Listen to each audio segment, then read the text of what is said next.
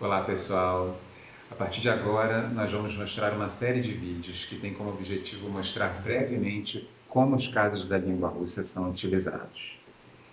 Para conhecer um pouco sobre isso, você precisa conhecer conceitos como, por exemplo, a noção de caso, de declinação, de função sintática, como as tradicionais funções de sujeito, objeto direto, objeto indireto, entre outras. Então, eu vou disponibilizar algumas informações num link que vai aparecer nessa parte aqui do vídeo, para que vocês tenham acesso às noções que eu acabei de mencionar. Tá? Depois de vocês observarem essas noções, vocês retornam para esse vídeo, porque muitas das coisas que eu vou falar daqui por diante vão levar em consideração esses conceitos. Tudo bem? Então, vamos começar?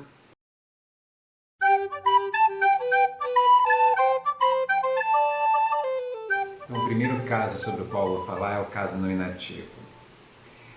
O caso nominativo é considerado o caso básico da língua russa. As palavras descontextualizadas, geralmente elas ocorrem no caso nominativo.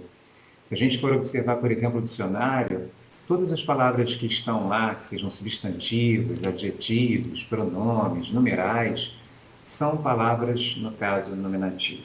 As placas, por exemplo, quando elas indicam alguma coisa na rua, vão apresentar a palavra básica no caso nominativo, como, por exemplo, clínica, restaurante, universidade.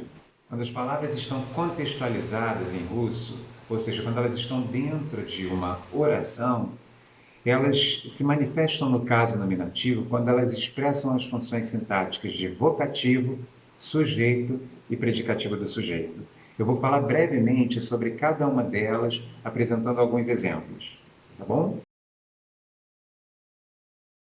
A função de vocativo tem a ver com chamamento, ou seja, quando um falante evoca a figura do seu interlocutor num discurso direto, por exemplo. Vamos ver um trecho do desenho animado Masha e Medved, em que a função de vocativo é apresentada. Смотри, зайка! Para chamar a atenção da lebre, Masha diz a seguinte frase: Smatri, zayka. Aqui ela utiliza a forma de imperativa do verbo smatri, seguida do vocativo zayka. Zayka, palavra lebre, no caso nominativo. Sempre que eu chamar alguém em russo, eu vou utilizar o caso nominativo. Outra função sintática importante utilizada no caso nominativo é a função sintática de sujeito. Sujeito é aquele elemento da oração que concorda com o verbo em russo. Então, nós temos aqui alguns exemplos.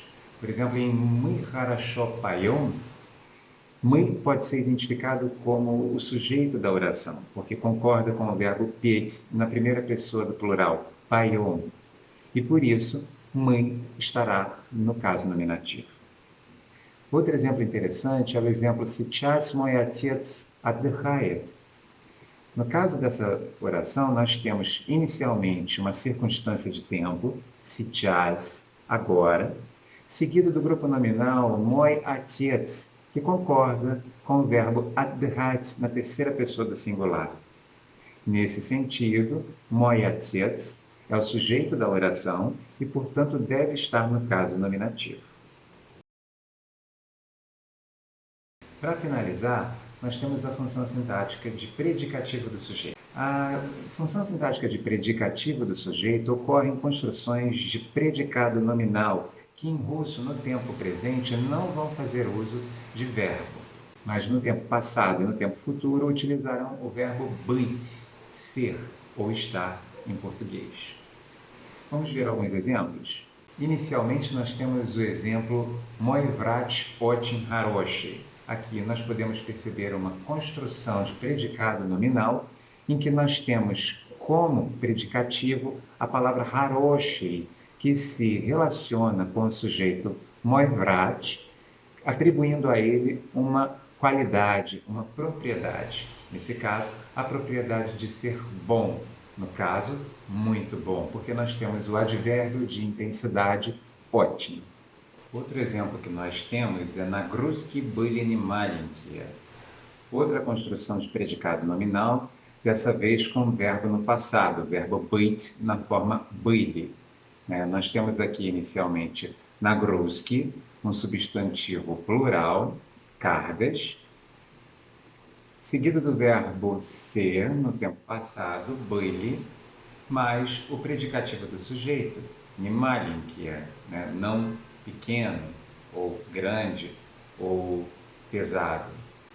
Né? No caso, traduzindo, ficaria: as cargas eram pesadas. Como geralmente em construções de predicado nominal o predicativo do sujeito especifica, qualifica ou identifica o sujeito, esse predicativo apresentará as mesmas marcas de gênero, número e caso que o sujeito. Mas nem sempre isso vai acontecer.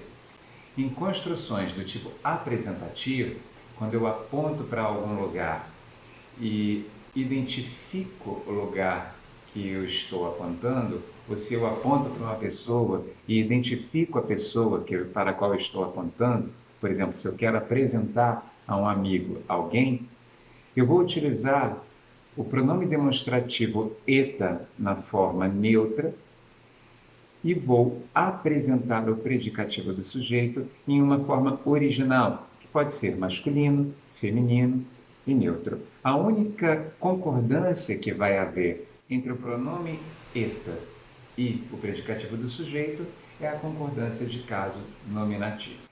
Se você deseja obter informações adicionais sobre o caso nominativo em russo, você pode acessar o link que vai aparecer nessa parte aqui do vídeo.